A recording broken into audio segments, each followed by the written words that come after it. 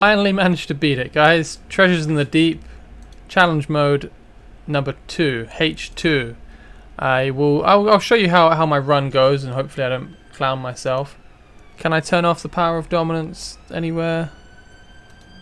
Can I not? That makes this tricky. Okay, I can't turn it off, I'm afraid. So I will just auto it if I can't turn it off, and I will explain while it's going what my strategy was and how it just about works. And it's probably not overwhelmingly useful, but I managed to do it, so I thought I would share. So this mission is quite annoying. There's these guys at the front. So these are the shielding ones. They're very annoying because they'll just buff the boss and make it very difficult to get any damage out, and also difficult to kill these ads. So you can see I have like Shark King, Salazar, and Lavania up here to defend the front, and then eventually I sit down Elwyn for heals. This is just so I can kill them fast enough. I needed to drop down Salazar and Shark King and then throw a tank behind, or defender behind, to hold them in place. And on the bottom side I put Salavic again for tank and damage, and then Raph is just a final block. He doesn't bring a lot, he's not very built. He's apparently a very good unit, I just haven't had time or resource to build him yet. And I chuck down Sitnauta just so I can slow down the enemies and freeze them if it gets dicey, and Lisa for some more damage on the shielders. Now normally I like to try to kill the shielders before the boss comes because it's just a pain in the ass. My ult wiped out the boss, which is not great timing. I want to be able to kill at least 2 of these. I think one of them went down. Yes, I can take that. Sitnauta's slowing it, and Salazar ults to kill the other one, so that's not too bad. My frames are really falling off, which isn't nice, but hey ho. And yeah, now it's onto the main part where the boss gets a bit dicey. A bunch of these big ads spawn. Really tanky, hit quite hard, and there's just so many of them. So this is where you really need to wipe out as many as you can. And you can see that I'm kind of struggling way through and failing. Okay, to be honest with you, I tried to record some videos of me actually succeeding, and I failed like 3 times back to back. So I guess me changing my gear around for yesterday's gear raid has screwed me up somewhat. So I need to figure this out again. I'm going to swap out Zealous, and I'm instead going to use this fella, Navras.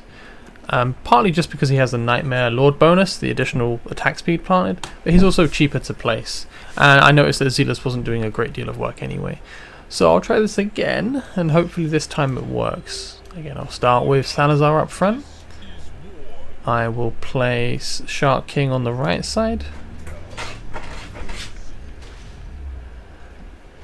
And I will place... I'll go with the ult first. And then I will get Lavania down to block. The bouncing stun can knock these guys into returning. Stuns, freezes, stuns will break them out of their shield cycle, which is very useful. And I need to get a healer down, so here we go. And we'll just let this continue at a fairly smooth pace. We'll go with Salavic next, as they'll be spawning on the left side. And so far so good. I would like to knock these guys out of their shield rotations just in advance of the rest of them spawning. And this time I will put down Navras. And I shall look towards dropping Raph. Ah yes, because I changed where my freeze was facing this time around. That explains it. So I don't have high Vortex up this time, which is not good. I would prefer to have Vortex than relying on Wrath, but we deal with what we've got. Let's throw this heal out, because I know there's a bunch of... I mean, I knew it was coming, I just didn't expect it to come that fast. I would like to have Shark King up, he's quite an important unit for my damage. But we can make do. The boss is about to drop. Now I'm going to freeze.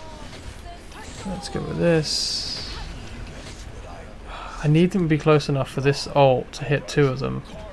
I think this is it. Ah, wonderful. So that's 3 down. That's pretty good going. I can't really do much more than that, unfortunately. Am I in a situation where I can bring back Shark King?